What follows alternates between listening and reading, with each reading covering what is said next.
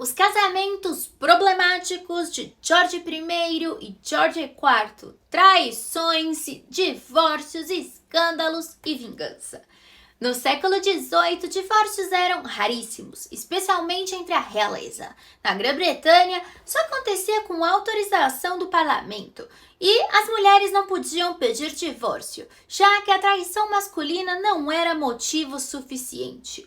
Mas, na verdade, nada impedia um rei de se divorciar ou virar divorciado. Afinal, a Igreja Anglicana foi criada por Henrique VIII para facilitar essas coisas. Aí, quando George I chegou da Alemanha para assumir o trono britânico, todo mundo percebeu que ele veio sozinho, sem a esposa e com sua amante. Por que será?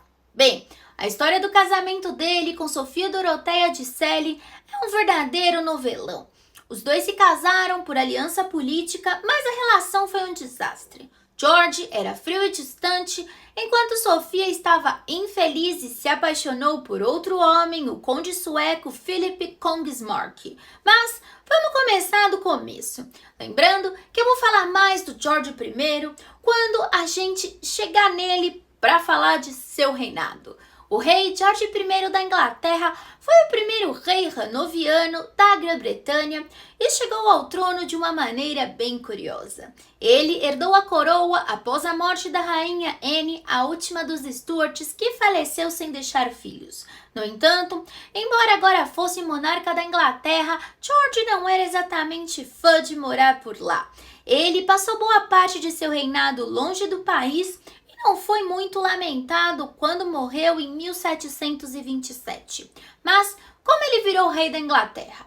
Ele nasceu no dia 28 de maio de 1660 na cidade de Hanover, que fazia parte do Sacro Império Romano. Ele era o filho mais velho de Ernesto Augusto e de Sofia do Palatinado. E sua mãe tinha uma conexão bem interessante com a família real britânica. Era neta de James I da Inglaterra, James VI da Escócia, por meio de sua mãe, Elizabeth Stuart, a rainha da Boêmia, que você pode ver aqui do ladinho a árvore genealógica que eu fiz para vocês, porque eu sei que é bem confuso.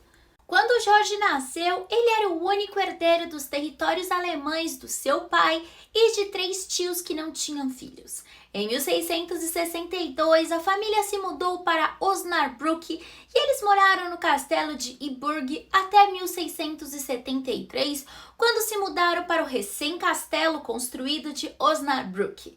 Nesse meio tempo, 2 de seus outros tios morreram e o tio sobrevivente, George William de La Salle, casou-se com sua amante para legitimar sua única filha, a Sofia Doroteia, que seria a esposa de George. Tá, eu sei que é confuso, mas a gente vai chegar lá. Eles se casaram em 1682. Sofia Doroteia nasceu em 1666, sendo a filha legítima do Duque George William de Lüneburg-Celle. Ela era bonita, inteligente e tinha um espírito livre, características que a tornaram uma pessoa fascinante, mas também desafiadora. O casamento com George I, que ainda não era rei, foi mais uma aliança política para garantir estabilidade e renda do que uma união baseada no amor. A mãe da Sofia Doroteia inicialmente se opôs, porque não gostava da mãe de George, a Sofia de Hanover, que era muito mais poderosa e influente. No entanto, as vantagens do casamento acabaram convencendo a mãe a ceder. A vida da Sofia Doroteia na corte de Hanover foi bem difícil. Além da falta de afeto do George, ela ainda teve que lidar com a vigilância rígida da sua sogra, a Sofia de Hanover, que exercia grande influência sobre o seu marido.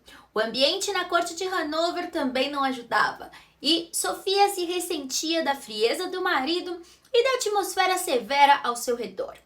Eles tiveram 2 filhos, um casal, e depois disso eles não se deitaram mais juntos. O relacionamento com Jorge foi se distanciando e ele preferiu a companhia de sua amante Melusine von der Slundenburg. Ela era uma aristocrata de origem alemã, elegante, discreta e astuta, em contraste com o temperamento explosivo da Sofia Doroteia. Quando George se tornou rei, a Melusine foi levada para a Inglaterra e instalada na corte como sua amiga íntima. Embora o título fosse informal, todos sabiam que ela era a amante oficial do George. George não deu a Melusine um lugar na corte, só isso, mas também a premiou com títulos nobres britânicos. Ela se tornou a Duquesa de Munster e mais tarde Duquesa de Kendal. Alguns cortesãos começaram a chamá-la de Meia Rainha. Tamanha era sua influência política e social na corte. Já os mais cínicos não perdiam a oportunidade de fazer piadas sobre o fato dela ocupar o lugar que deveria ser de Sofia Doroteia, a esposa legítima do George. Aí, o ato de liquidação de 1701 da Inglaterra determinou que a mãe de George, Sofia, seria a herdeira do trono inglês, caso o monarca reinante e sua cunhada, Ana, morressem sem deixar herdeiros. A sucessão foi desenhada dessa forma porque Sofia era a parente protestante mais próxima da família real britânica, enquanto 56 católicos com reivindicações até superiores hereditárias foram ignorados. As chances de algum desses católicos se converter ao protestantismo para garantir a sucessão eram mínimas, e alguns já tinham até se recusado a isso.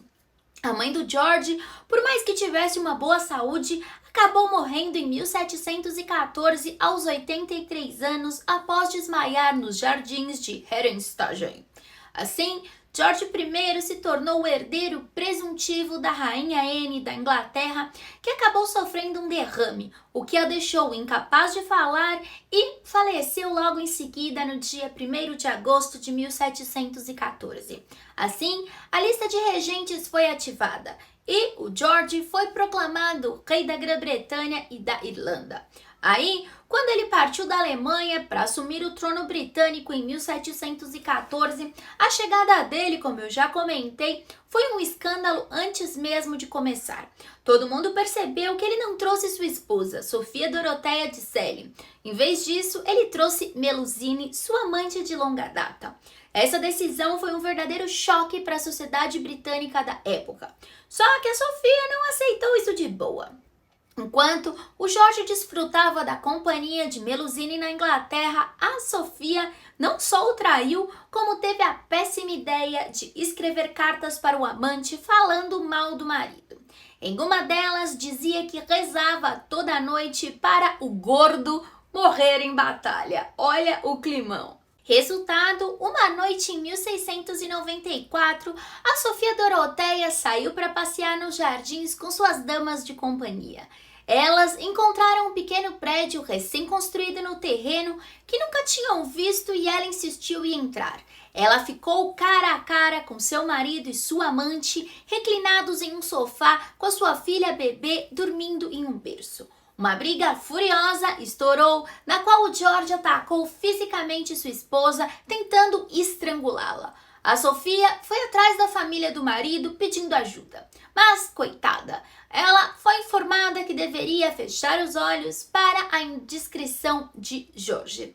Incapaz de se reconciliar em seu casamento, a Sofia Doroteia começou a planejar fugir com Kongesmark, o seu amante. Todo o seu dote e fortuna pessoal era mantida pelo seu marido graças aos termos do contrato de casamento. Então, ela começou a pedir aos seus pais uma renda privada. Infelizmente, eles não estavam em situação financeira para ajudá-la.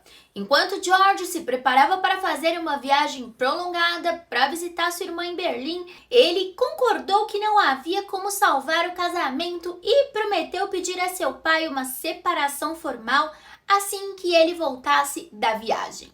Enquanto isso, o irmão de George, Ernesto Augusto, e seu pai passaram a trabalhar na separação formal dele e da Sofia Doroteia. Sem se referir à sua infidelidade, eles usaram a razão que ela recusou-se a viver sob o mesmo teto que seu marido. Se pessoas importantes perguntassem por ela, a resposta oficial era que Sofia havia sido presa fugindo e realmente aprender foi o que o George fez como meio de vingança. Ele trancou a Sofia em um castelo na Alemanha, onde ela ficou presa pelos próximos 32 anos. Durante todo o processo de divórcio, a Sofia Doroteia manteve sua inocência, o que acabou sendo considerada, no final das contas, é claro, culpada, e seu marido inocente. Seu pai e seu sogro elaboraram um acordo, então, que deixaram o George manter o seu dote para os filhos, porém a privava de visitação e a fazia ficar estritamente confinada no castelo de Alden. Ela, no entanto, não foi informada de nada disso, é claro. Em 28 de dezembro desse ano, o casamento foi legalmente dissolvido e ela se despediu dos filhos sem saber que nunca mais os veria novamente. O amante de Sofia era o conde sueco Felipe Christoph von Kongsmark e ele não teve a mesma sorte que a esposa de George. Ele desapareceu misteriosamente naquele mesmo ano, com fortes rumores de que George ordenou seu assassinato. Décadas depois, restos humanos foram encontrados sobre o quarto de vestir da Sofia, corroborando a teoria de que o conde tinha sido morto. Enfim, George I não era exatamente um exemplo de fidelidade, mesmo antes de se divorciar de Sofia Doroteia. Além da amante que comentei, a Melusine, ele teve outros casos ao longo da vida, mas o com Melusine foi o mais duradouro e público, e ela acompanhou o rei até sua morte em 1727. Apesar das críticas, o rei George I da Inglaterra não estava nem aí. Ele parecia confortável com a situação, dividindo seu tempo entre os deveres reais e momentos privados com as amantes. Os britânicos, conhecidos por sua curiosidade e sarcasmo, ficaram fascinantes com essa situação estranha. Afinal, era raro um monarca estrangeiro aparecer sem a esposa e com uma amante em plena corte inglesa. Isso gerou boatos e críticas, mas o George não se importava com a opinião pública. Ele era reservado, pouco envolvido com as tradições britânicas e mais focado em manter a sua posição de poder. Quando a Sofia morreu, George mostrou o quanto estava abalado. Foi assistir a uma peça de teatro e proibiu qualquer tipo de luto ou menção ao nome dela. Alguns historiadores acham que ele guardava tanto rancor porque a Sofia o infectou com gonorreia. Enfim, o George não foi o único monarca a enfrentar esses escândalos matrimoniais. O seu descendente, George IV, também teve um casamento infeliz com a Caroline de Brunswick, caracterizado por brigas públicas e acusações de infidelidade. No entanto, ao contrário do George I, o George IV não obteve o divórcio, principalmente devido ao carinho que as pessoas tinham por Caroline e também à habilidade dos advogados em defender a sua causa. O rei George IV da Inglaterra, conhecido como Prine, já tinha a fama de extravagante, gastador, quando foi forçado a se casar com a prima Caroline de Brunswick em 1795 para que seu pai perdoasse suas dívidas de jogo e com prostitutas. Além disso, ele também já tinha se casado ilegalmente com uma de suas amantes, Maria Fitzherbert, mas existia um ato na Inglaterra que proibia o casamento de príncipes sem autorização do monarca. Então, por isso, esse casamento foi inválido. Caroline de Brunswick, nascida em 1768 em Braunschweig, Alemanha, era a filha do duque de Brunswick-Wolkenberg e da princesa Augusta da Grã-Bretanha. Sua infância foi marcada por um ambiente familiar tenso, com sua mãe insatisfeita com o relacionamento extraconjugal de seu pai. Ela teve uma educação limitada, com foco maior em música, mas nunca recebeu uma formação acadêmica completa. Sua vida social era restrita, sendo supervisionada por governantas e raramente podendo interagir com o sexo oposto. Ela foi descrita como uma mulher bonita, mas que sofreu devido ao seu isolamento e falta de liberdade, sendo constantemente proibida de participar de bailes e eventos sociais. Enfim, quando o rei George IV da Inglaterra viu a noiva Caroline de Brunswick pela primeira vez, ele quase desmaiou. Ele achou ela desleixada, gorda e com mau hálito. Ela também não gostou dele, achando-o arrogante e sem graça. Apesar disso, eles tiveram que se casar. Na noite de núpcias, George IV bebeu tanto que só conseguiu consumar o casamento dias depois. Dizem que eles só dormiram juntos por 3 vezes, o suficiente para que Caroline engravidasse da princesa Charlotte. Depois disso, os dois seguiram caminhos separados e nunca mais tentaram esconder que se odiavam. Caroline, que adorava quebrar as regras, viveu cercada por escândalos e rumores. George, por outro lado, manteve várias amantes e passou anos tentando se livrar da esposa. Ele convenceu seus ministros a remover o nome dela da liturgia da Igreja da Inglaterra. Mas, quando tentou um divórcio, eles hesitaram. Eles temiam que um julgamento público revelasse detalhes íntimos e escandalosos sobre o casal, o que poderia prejudicar ainda mais o governo. Ou seja, eles sabiam que o monarca deles não era nada santo. E realmente não era, né, gente? Que rei era santo? Em vez de arriscar um julgamento, o governo propôs a Caroline uma anuidade generosa de 50 mil libras caso ela concordasse em ficar fora do país. Mas ela recusou. George, então, apresentou no parlamento com grande expectativa as provas que havia coletado em Milão sobre sua esposa. E, por isso, no dia seguinte, houve um motim no King's Mills, mas a situação acabou sendo controlada. O governo temia mais agitações, então adiou o exame das provas que acabaram sendo abertas em 27 de junho, mas de forma secreta por 15 colegas. Os detalhes que vieram à tona sobre a vida de Caroline e de seu suposto amante Bartolomeu Pergami causaram um grande alvoroço.